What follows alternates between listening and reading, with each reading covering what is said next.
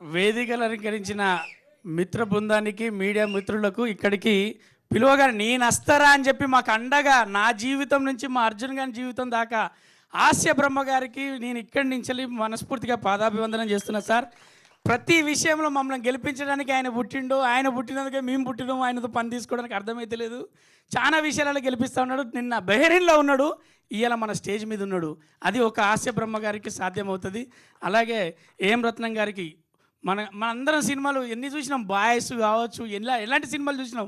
అలాంటి ప్రొడ్యూసర్ పిలువగానే నేను వస్తా రవి, అర్జున్ సాయి అని చెప్పి మాట ఇచ్చినందుకు ఏం రత్నం గారికి, అలాగే ఎల్బి శ్రీరామ్ గారికి, అలాగే లక్ష్మీ భూపాలన్నకు, అలాగే ఇక్కడికి వేదిక మీద ఉన్న ప్రతి ఒక్కరికి, మరి గట్టిగా చెల్లం గారికి ఆయన ఎన్ని సంపంగిలు తీసిండు, అలాంటి మరి రచయిత ఇక్కడికి రావడం జరిగింది.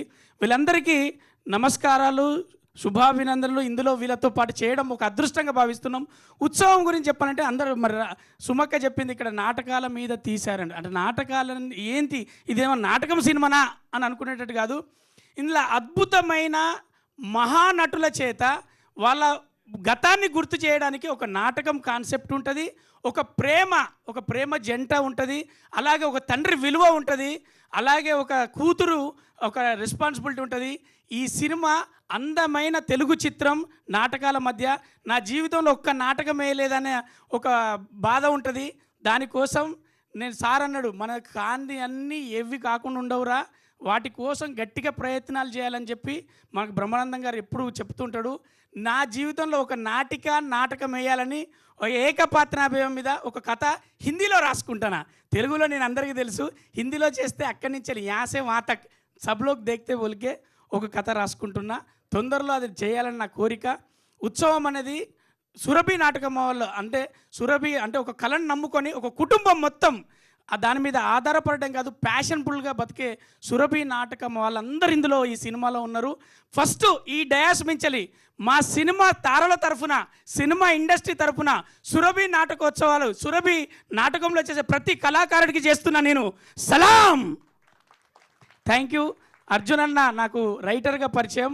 ఒక అద్భుతమైన కథ తీసుకొని ఓ ప్రొడ్యూసర్ గారికి చెప్పి ఒప్పించి దిలీప్ గారికి మరి టాలీవుడ్ ఒక మంచి స్థానం ఇస్తుంది. హార్డ్ వర్కర్, టాలెంటెడ్, కమిట్మెంట్ ఉన్న హీరో, చాలా అద్భుతంగా చేస్తాడు. మేము అతనితో సినిమా చేసినప్పుడు చాలా హ్యాపీగా ఫీల్ అయినాం.